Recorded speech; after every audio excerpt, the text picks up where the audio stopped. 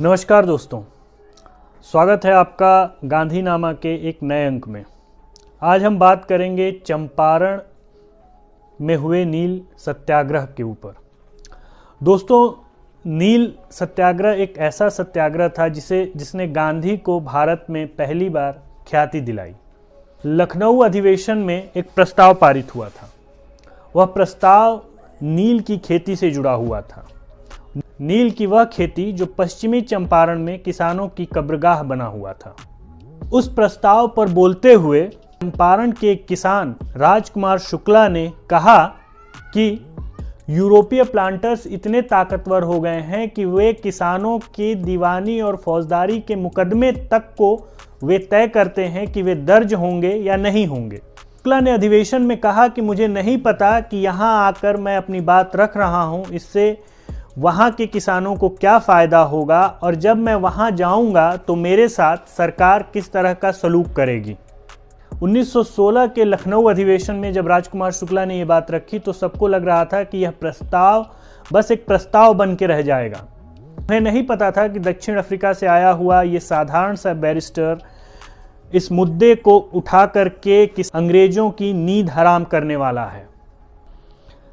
ऐसा नहीं है कि राजकुमार शुक्ला ने इससे पहले किसी नेता से बात नहीं की थी। उन्होंने बाल गंगाधर तिलक से भी इस विषय पे बात की थी। उन्होंने कहा था कि आप इस मुद्दे को राष्ट्रीय स्तर पे उठाइए, लेकिन बाल गंगाधर तिलक ने इस मुद्दे को उठाने से मना कर दिया था।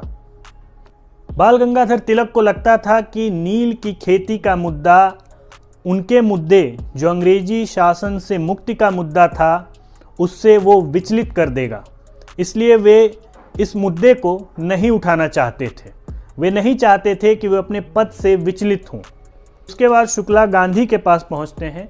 गांधी के पास पहुंचकर उन्होंने गांधी से यह आग्रह किया कि आप उनके आंदोलन का नेतृत्व करें, चंपारण में हो रहे किसानों की दुर्दशा को समझें तथा उसे राष्ट्रीय स्तर पे एक आंदोलन में तब्दील करें।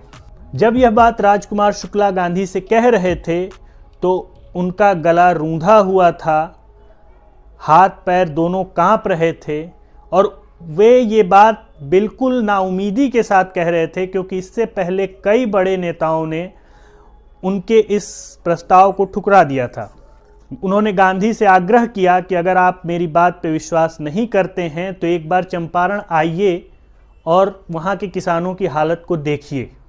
शुरुआत में गांधी ने शुक्ला की बात को मानने से इनकार कर दिया और उन्हें भी तिलक की तरह इस मुद्दे में कोई खासा दम नहीं लगा, लेकिन राजकुमार शुक्ला ने हार नहीं मानी।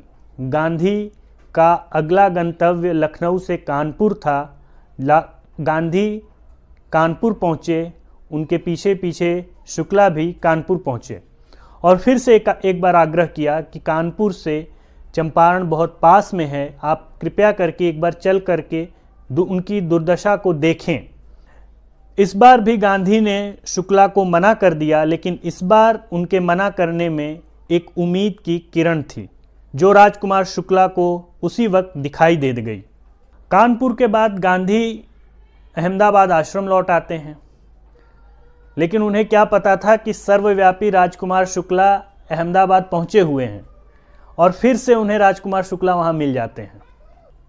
अहमदाबाद पहुंच करके राजकुमार शुक्ला ने कहा कि चंपारण के लिए आप कोई एक नियत तिथि निर्धारित करें। गांधी विवश हो जाते हैं। गांधी के पास अब कोई मार्ग नहीं बचा होता है, क्योंकि एक बार उन्होंने ये वादा किया था कि जब वे समय मिलेगा तो ज़रूर आएंगे। गांधी ने कहा कि अप्रैल में वे कलकत्ता जाएंगे और उसके बाद अगर समय मिला तो वे चंपारण इस बार ज़रूर आएंगे। दोस्तों, सवाल ये आता है कि आखिर उस वक्त गांधी जो कांग्रेस में द्वितीय श्रेणी के नेता हुआ करते थे, उनके पीछे राजकुमार शुक्ला इतना क्यों पड़े थे? दरअसल इस सवाल के अंदर ही इसका जवाब है। राजकुमार शुक्ला इससे पहले तिलक और मालवीय से मिल चुके थे। उन दोनों ने वहां आने से मना कर दिया था।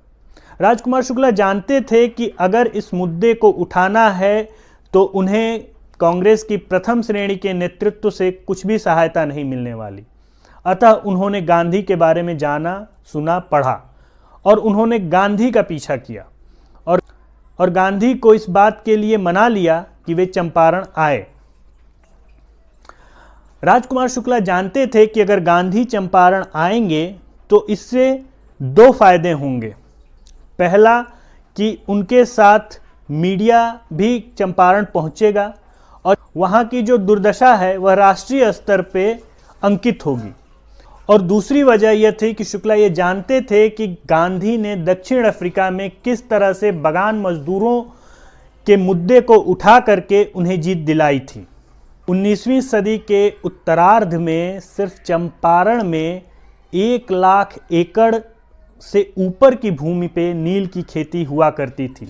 ये आंकड़ा बता रहा है कि किस तरह से वहाँ के मजदूरों को, वहाँ के किसानों को किस तरह से उन्हें मजबूर किया गया कि वो अपने खेतों में नील की खेती को करें।